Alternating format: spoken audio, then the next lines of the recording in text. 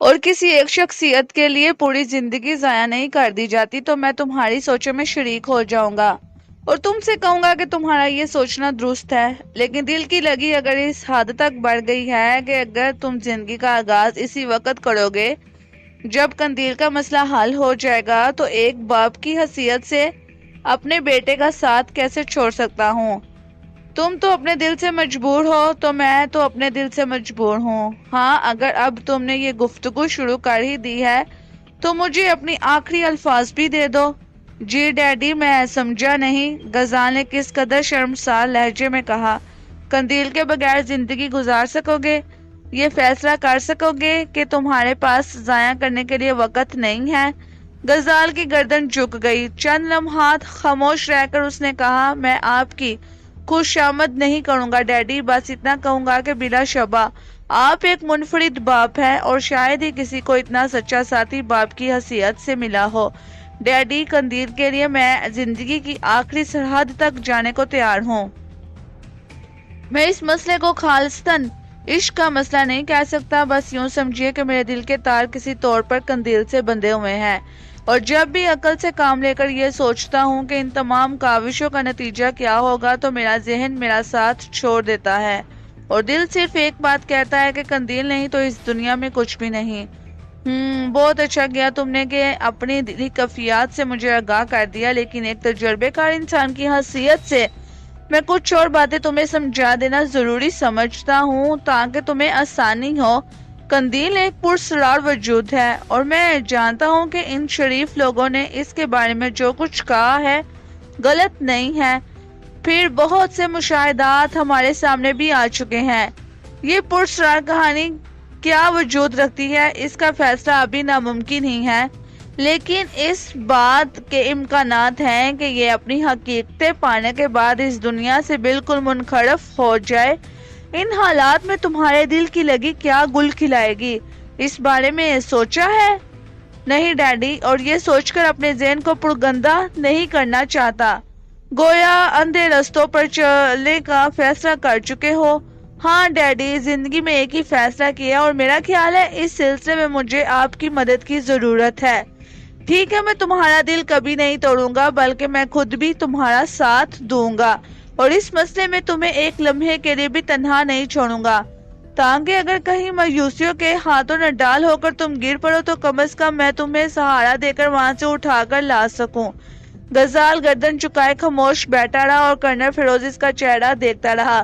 پھر دفتر نہیں کرنل فیروز کا گن گرج والا کہکا گونج اٹھا اور غزال چونک کر اسے دیکھنے لگا۔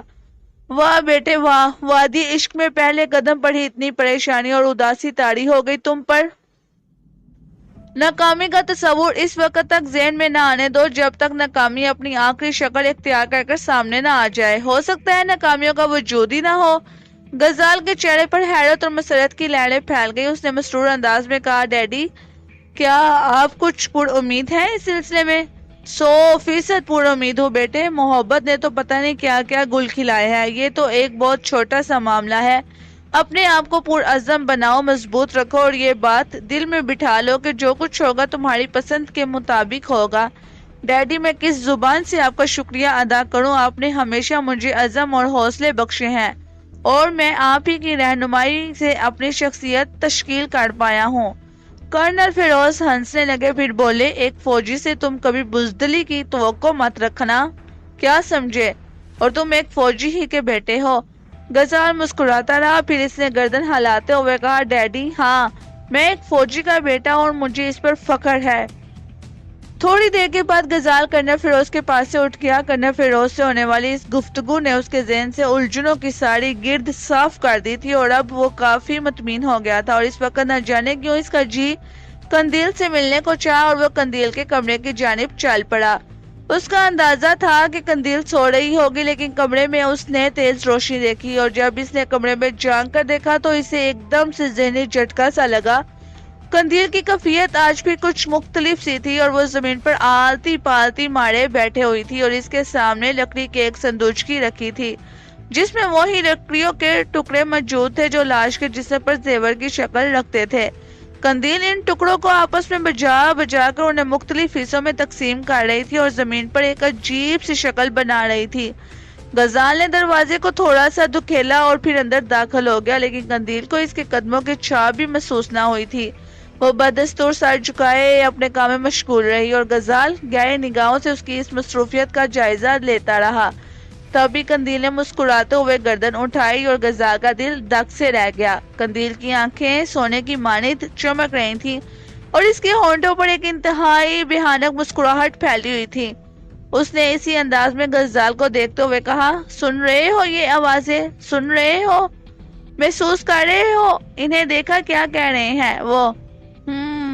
ہاں، تمہاری آواز مجھ تک آ رہی ہے۔ شامپورا آگوشا آگوشنالا ماشا شو پایا پیاؤ ہویرا ہویرا ہویرا۔ قندیل کی آواز بھیانک ہوتی جا رہی تھی اور اس کی گونج پورے کمرے میں ابھر رہی تھی۔ غزال کا دل دک دک کر رہا تھا۔ قندیل ایک لمحے کے لیے رکی جیسے کچھ سن رہی ہو، پھر وہ گردن ہلا کر بولی، ہویرا؟ اس کے بعد اس نے گردن جھکا لی، بال اس کے خوبصورت چہرے پر بکھر گئے۔ غزال سکتے کے سے عالم میں کھڑا تھا۔ قندیل کا یہ روپ اب اس کے لیے اجنبی نہیں تھا، لیکن اسے قندیل جیسی شگفتہ مزاج اور سوشل لڑکی کو اس کیفیت میں دیکھ کر شدید رنج ہوتا تھا اور وہ اس الجھن کا شکار ہو جاتا تھا کہ اس کا یہ مرض درست بھی ہوگا یا نہیں۔ قندیل سے متعلق جو کہانی اس نے سنی تھی وہ اس کی سمجھ میں نہیں آئی تھی، لیکن وہ اسے جھٹلا بھی نہیں سکتا تھا کیونکہ یہ کہانی روز سکندر نے سنائی تھی، جو قندیل کا وارث تھا۔ وہ خود ان لوگوں میں اس لیے شامل ہو گیا تھا کہ کسی قیمت پر قندیل کو تنہا نہیں چھوڑنا چاہتا تھا، اور اس نے فیصلہ کیا تھا کہ جب وہ لوگ اپنی احمقانہ کاوشوں میں ناکام ہو جائیں گے تو پھر وہ خود قندیل کے علاج کی ذمہ داری قبول کرے گا اور اسے ملک سے باہر لے جائے گا۔ خواہ کچھ بھی ہو جائے، وہ قندیل کا آخری دم تک ساتھ دے گا۔ قندیل اسی طرح بیٹھی رہی، پھر اس نے گردن جھٹکی اور چونکے ہوئے انداز میں ادھر ادھر دیکھنے لگی۔ اب اس کی آنکھوں کی کیفیت درست ہو گئی تھی۔ اس نے آہستہ سے کہا، مجھے سہارا دو غزال۔ اس نے اپنا ہاتھ بلند کیا اور غزال بڑی چاہت سے اس کا ہاتھ پکڑ کر اسے سہارا دیتا ہوا مسہری تک لے آیا۔ وہ کون ہے غزال؟ وہ مجھے کیوں پکارتے ہیں؟ اور غزال، مجھے یہ بتاؤ وہ کون ہے؟ کون ہے وہ؟ غزال پریشان نظروں سے قندیل کو دیکھتا رہا۔ قندیل بہت الجھی نظر آ رہی تھی، پھر اس نے پھیکی سی مسکراہٹ سے غزال کو دیکھا اور آہستہ سے بولی، میرے لیے پریشان ہو غزال؟ بہت پریشان ہو نا تم؟ میں تمہاری صحت یابی چاہتا ہوں قندیل، میں تمہیں اس روپ میں دیکھنا چاہتا ہوں جس میں دیکھ کر میں نے تمہیں مرکز زندگی بنا لیا تھا۔ میں ہر قیمت پر تمہیں صحت مند دیکھنا چاہتا ہوں۔ کاش مجھے یہ معلوم ہو جاتا کہ تمہاری بیماری کیا ہے۔ تمہارے بارے میں جو کچھ کہا جا رہا ہے وہ میری سمجھ میں نہیں آ رہا، لیکن کہنے والے وہ لوگ ہیں جو تمہارے یقینی مخلص ہیں۔ وہ مجھ سے پہلے تمہیں چاہتے تھے اور اب بھی۔ کیا کہا جا رہا ہے میرے بارے میں؟ قندیل نے پوچھا۔ نہ جانے کیا کیا کہتے ہیں وہ تمہارے بارے میں، مجھے بتاؤ قندیل، تم کیا ہو؟ آخر تم کیا ہو؟ کیا تمہیں کوئی اجنبی دنیا یاد آتی ہے؟ کیا تم محسوس کرتی ہو کہ تمہارا تعلق ہم سے نہیں ہے، کچھ اور لوگ تم سے متعلق ہیں؟ کون لوگ؟ قندیل نے کھوئے لہجے میں پوچھا۔ یہی تو میں نہیں جانتا، کاش میں جانتا ہوتا۔ کیا تمہیں کوئی لاش یاد ہے جو ایک تختے جیسی چیز پر لیٹی ہوئی تھی اور تم اس کے ساتھ تھی؟ کیا تمہیں سونے کا سانپ یاد ہے؟ کوئی ایسی چیز یاد ہے تمہیں؟ نہیں غزال، بالکل نہیں۔ وہ کون سی آوازیں ہیں جو تم سنتی ہو؟ آوازیں؟ ہاں، کیا کہتی ہیں وہ آوازیں تم سے اور تم ان سے گفتگو کرتی ہو؟ شمپوڑا کیا ہے؟ مجھے بتاؤ قندیل، عالم ہوش میں مجھے بس ایک بار سب کچھ بتا دو، اس کے بعد میری ذمہ داری ہے، میں سب ٹھیک کر دوں گا۔ قندیل خاموشی سے غزال کو دیکھتی رہی، پھر اس نے کہا، مجھے ضرور کچھ ہو گیا ہے غزال، میری کیفیت کچھ عجیب سی ہے۔ یہ دنیا مجھے بہت اچھی لگتی ہے غزال، تم میرے محبوب ہو، تمہارے ساتھ حیات کی آخری منزل تک کا سفر میرے دل کی سب سے بڑی آرزو ہے، لیکن میرے دماغ کا ایک دروازہ بند ہے، اس بند دروازے کے پیچھے کچھ ہے غزال۔ میں اپنے ذہن کے ایک کلیے کو ٹٹول چکی ہوں، مجھے اپنے وجود کے ذرے ذرے سے واقفیت ہے، لیکن وہ ایک دروازہ بند ہے۔ اس بند دروازے کی دوسری طرف کیا ہے غزال؟ تم میرے ذہن کا یہ چور دروازہ کھول دو، بس یہ دروازہ کھول دو، میں دوسری طرف دیکھنا چاہتی ہوں۔ میرے دل میں پیاس ہے، تمہاری اس حسین دنیا کے ہر منظر سے مجھے پیار ہے، لیکن میری روح میں ایک تشنگی ہے، ایک کسک ہے۔ تم ایک ایسے انسان کا تصور کر سکتے ہو جو بھوکا ہو اور پھر اس کے سامنے انواع و اقسام کے کھانے سجا دیے جائیں، وہ شکم سیر ہو کر کھائے، اس کا معدہ پُر ہو جائے لیکن بھوک نہ مٹے، اسے اپنا وجود خالی خالی معلوم ہو۔ ان آوازوں کا کیا مفہوم ہے قندیل؟ مفہوم؟ قندیل ذہن پر زور ڈالنے لگی، پھر بولی، وہ مجھے کچھ یاد دلاتی ہیں، وہ بہت گداز ہوتی ہیں، سوز ہوتا ہے ان میں، اور غزال وہ مجھے اپنی لگتی ہیں، یوں محسوس ہوتا ہے جیسے وہ مجھ سے بچھڑ گئی ہو، وہ میری گمشدہ دنیا ہے، وہاں وہ ہیں جو مجھے کھو بیٹھے ہیں، وہ مجھے پکارتے ہیں، وہ مجھے آوازیں دیتے ہیں، وہ کون ہے غزال؟ میں کون ہوں؟ کیا میں تم میں سے نہیں ہوں؟ غزال سرد نگاہوں سے اسے دیکھتا رہا، پھر اس نے آہستہ سے کہا، تم جو کچھ بھی ہو قندیل، لیکن صرف میری ہو، اگر تمہاری کوئی دنیا ہے تو میری بھی ایک کائنات ہے۔ وقت اگر مجھ سے امتحان چاہتا ہے تو میں نے امتحانوں سے کبھی منہ نہیں موڑا، تمہارے لیے جنگ کروں گا اور تمہیں حاصل کروں گا، میں تمہارے وجود کا ہر دروازہ کھول دوں گا، تمہیں ہر شے سے روشناس کروا دوں گا، اس کے بعد میں تمہیں آواز دوں گا، پھر یہ آواز تمہارے دل کے دریچوں سے طوفان کی کڑک بن کر ٹکرائے گی اور تم کہو گی، شمپورا اموڑیا اموڑیا، تم کہو گی، میں آ رہی ہوں غزال، میں آ رہی ہوں۔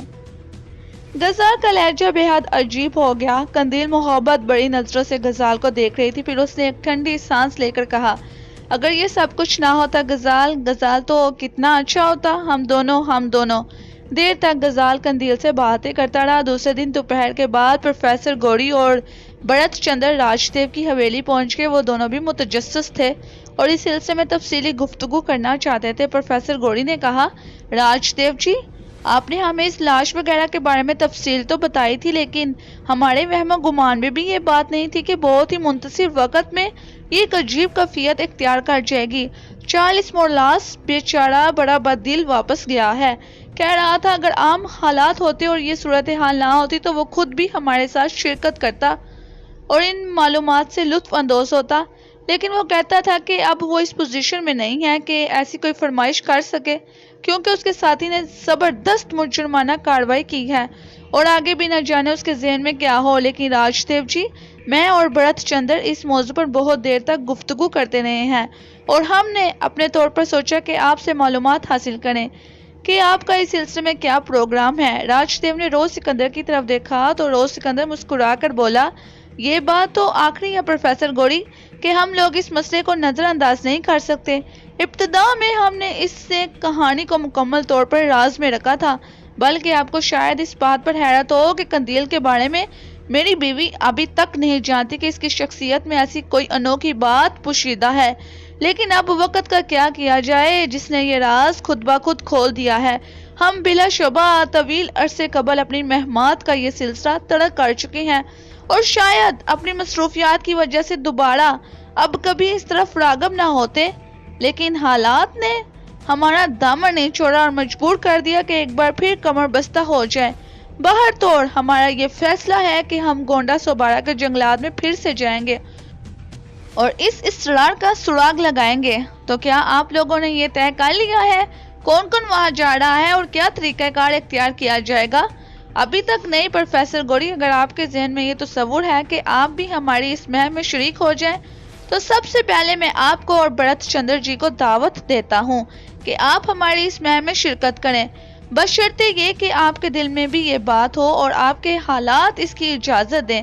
پروفیسر گوری مسکرا دیا، پھر اس نے کہا، حقیقت یہی تھی رؤ سکندر جی کہ ہم دونوں بھی ان واقعات سے بے حد متاثر ہیں اور ہماری دلی خواہش تھی کہ ہم آپ سے اس کی فرمائش کریں۔ بھرت چندر جی کا کہنا ہے کہ راجدیو پہلے ہی انوکھے واقعات کا شکار ہو چکے ہیں اور دودھ کا جلا چھاچھ پھونک پھونک کر پیتا ہے۔ ہو سکتا ہے راجدیو جی ہمیں اپنے ساتھ لے جانا پسند نہ کریں، اسی لیے یہ بات ان سے نہ کہی جائے، مگر میں نے کہا کہ بھائی یہ تو تحقیق کا مسئلہ ہے، ہمیں نہ تو کسی خزانے سے دلچسپی ہے اور نہ کوئی مہم سر انجام دے کر جھنڈا گاڑنے سے، ہم تو صرف اس تجسس کا شکار ہے کہ آخر یہ کہانی کیا ہے۔ اگر اس سلسلے میں ہم کھل کر راجدیو جی سے اپنی اس خواہش کا اظہار کر دیں تو ایسی بری بات بھی نہیں ہے۔ راجدیو جی کو یہ حق تو حاصل ہے کہ وہ ہمیں انکار کر سکتے ہیں۔ نہیں پروفیسر گوری جی، آپ جیسے دوستوں پر تو مجھے فخر ہے۔ حقیقت یہی ہے کہ ہم لوگ پہلے بھی آپ کو یہ بات بتا چکے ہیں کہ ہم صرف مہم جو ہیں، سیر و شکار، جنگلی درندوں سے پنجہ کشی اور جنگلوں کے اسرار کو جاننا ہمارا محبوب مشغلہ رہا ہے، اور یہ اس وقت کی بات ہے جب ہماری رگوں میں لہو کی جگہ سیماب دوڑتا تھا۔ بال بچوں کے چکر میں پھنس کر بلا کر وہ تمام مناظر نظر انداز کرنے پڑے، لیکن ہمیں اس سلسلے میں بہت زیادہ معلومات حاصل نہیں ہیں۔ ہم قدیم زمانوں کو یا اشاراتی نقشوں کو نہیں پڑھ سکتے، اور یہی وجہ ہے کہ میرے نوادر خانے میں بہت سی ایسی چیزیں ہیں جو اپنی ایک کہانی رکھتی ہیں، لیکن جو کہانی مجھے معلوم ہو گئی بس وہ معلوم ہو گئی۔ باقی کہانیوں کو جاننے کی نہ تو میرے اندر صلاحیت تھی اور نہ میں نے اس سلسلے میں کوئی کوشش کی۔ بہت سے بڑے بڑے لوگوں نے میرے اس نوادر خانے کی سیر کی اور یہاں موجود اشیاء کے بارے میں طرح طرح کی کہانیاں سنائیں، لیکن میں نے ان کہانیوں کو سن لیا، اس سلسلے میں اور کوئی کارروائی نہیں کی۔ لیکن یہاں مسئلہ ذرا مختلف ہو گیا ہے۔ بلا کر ہماری رگوں میں دوڑنے والا کون چیلنج پسند ہے، اور اس شخص ایڈمنڈ گارسا نے ہمیں اس کے لیے مجبور کر دیا ہے کہ ہم ایک بار پھر اپنی جوانی کو آواز دے لے۔ چنانچہ ہم یہ فیصلہ کر چکے ہیں کہ وہاں جائیں گے۔ ہو سکتا ہے ایڈمنڈ گارسا سے بھی ملاقات ہو جائے، اور اس ملاقات کے لیے ہمیں پوری تیاریاں کرنا ہوگی۔ آپ لوگ اگر ہمارے ساتھ شرکت کریں تو ہم بس ایک درخواست ضرور کریں گے آپ سے۔ کیا؟ بھرت چندر نے پوچھا۔ یہی بائی حالات کے بارے میں کچھ کہا نہیں جا سکتا۔ آپ کو اپنے طور پر تمام حفاظتی تیاریاں کرنی ہوگی۔ گو کہ ہم لوگ مل جل کر اپنے تحفظ کا بندوبست کریں گے، لیکن پھر بھی کم از کم خطرہ ہر شخص کو اپنے اپنے طور پر ہی مول لینا ہوگا۔ آپ اطمینان رکھیں راج دیو جی، ہم بھی چوہے نہیں ہیں۔ اگر اس مہم میں کچھ اور بھی ضرورتیں پیش آئیں تو آپ ہمیں ان میں پیچھے نہیں پائیں گے۔ تو پھر میں اپنے دوستوں روز سکندر کی مانند آپ کو اپنے ساتھ اس سفر میں خوش آمدید کہتا ہوں۔ بے حد شکریہ۔ وہ مشکل آپ لوگوں نے حل کر دی جس کا حل ہم تلاش کر رہے تھے، پروفیسر گوری نے کہا۔ تو میرا خیال ہے پروفیسر پھر اس سلسلے میں ایک فائنل میٹنگ ہو جائے، کیونکہ تیاریوں میں بھی وقت لگے گا۔ میں آپ کو اپنے ہاں آج رات کو کھانے کی پیشکش کرتا ہوں، بھرت چندر نے کہا۔ اور ہم یہ پیشکش قبول کرتے ہیں، رو سکندر مسکرا کر بولا۔ رات کے کھانے میں بھرت چندر نے بڑا اہتمام کیا تھا، اور جب یہ لوگ وہاں پہنچے تو اس نے ان کا بڑا پرجوش خیر مقدم کیا۔ وہ ایک متمول آدمی تھا اور بہت بڑا کاروباری بھی۔ یہی وجہ تھی کہ راج دیو کی اس سے دوستی بھی ہو گئی تھی۔ بہر طور بھرت چندر کے شاندار ڈرائنگ روم میں اس میٹنگ کا آغاز ہو گیا، اور اس سلسلے میں آخری کارروائیوں پر تبصرہ اڑائی ہونے لگی۔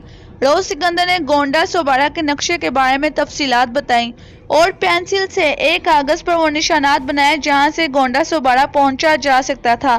اس نے کہا کہ وسطی سوبارہ میں داخل ہونے کے بعد ریائے گوندا کے ساتھ ساتھ آگے بڑھنا ہوگا۔ اس سلسلے میں اس نے اپنے آخری سفر کی تفصیلات بھی بتائیں جو بے حد بھیانک تھیں۔ تمام لوگ حیرت و دلچسپی سے اس مہم کی داستان سن رہے تھے۔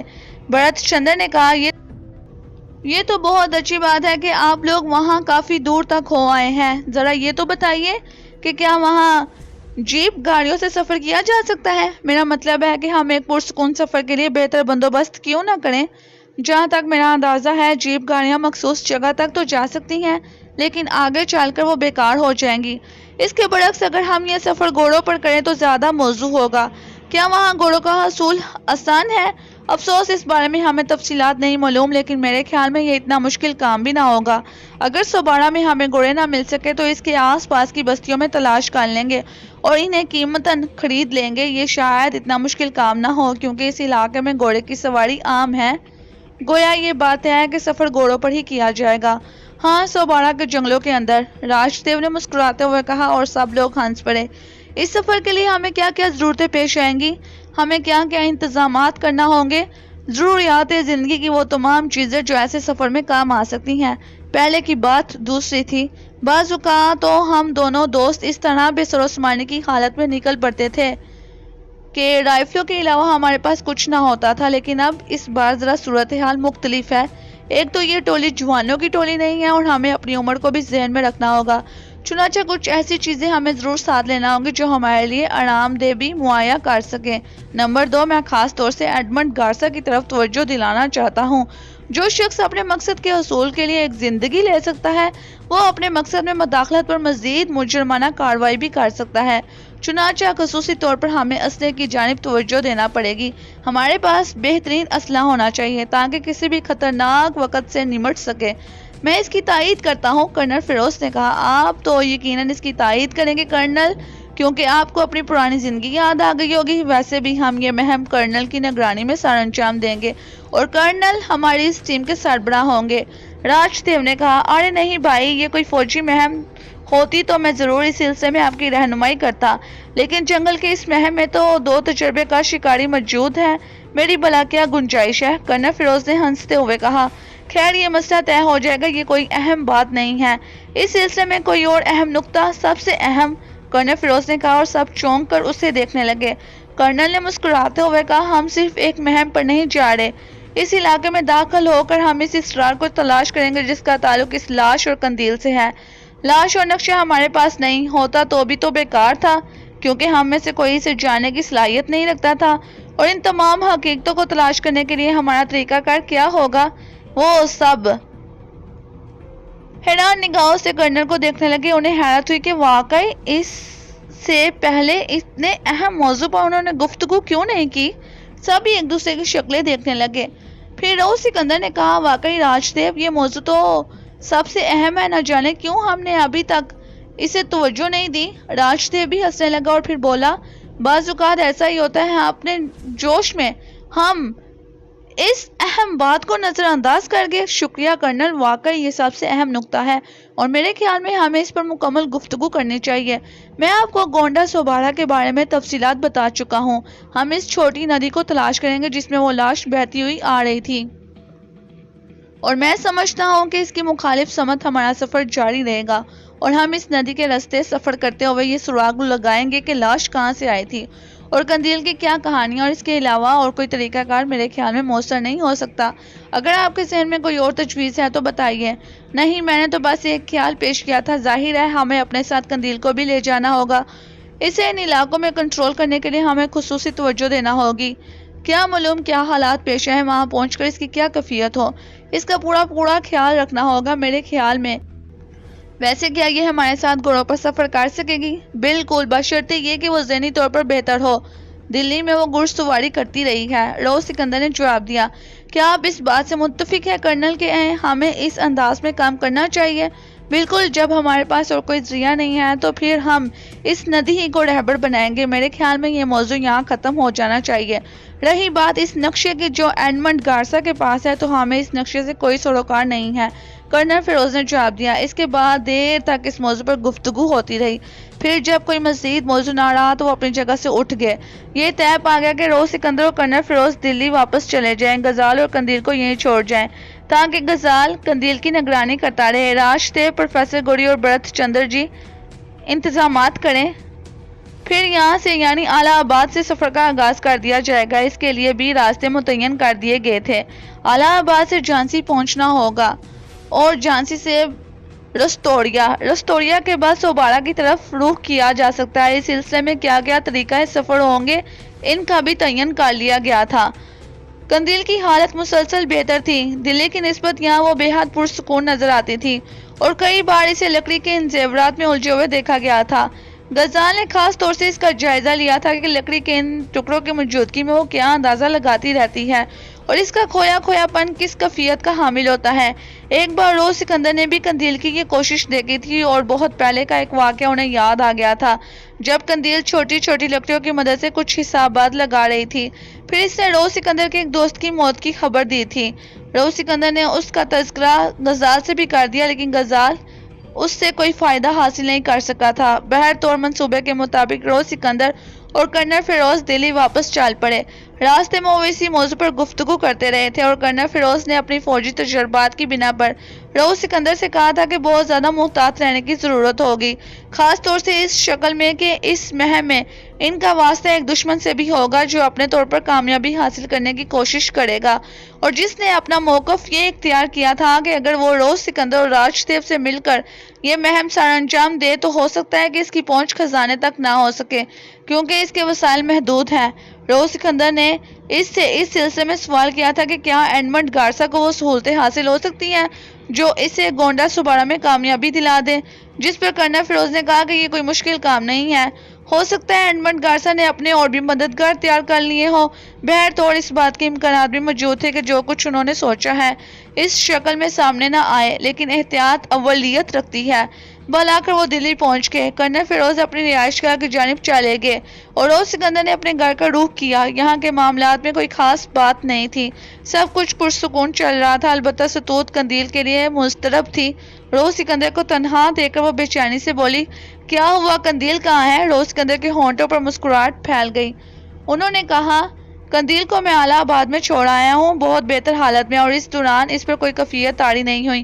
اعلیٰ آباد میں بہت سے اہم ڈاکٹروں نے اس کا معائنہ کیا ہے، اس کے مرض کو ایک ذہنی مرض قرار دیا ہے۔ ان کا کہنا ہے کہ یہ مرض شدید نوعیت کا نہیں ہے، لیکن اگر اس کا مؤثر علاج نہ کیا گیا تو پھر مریض کے مستقل پاگل ہو جانے کا خطرہ ہوتا ہے۔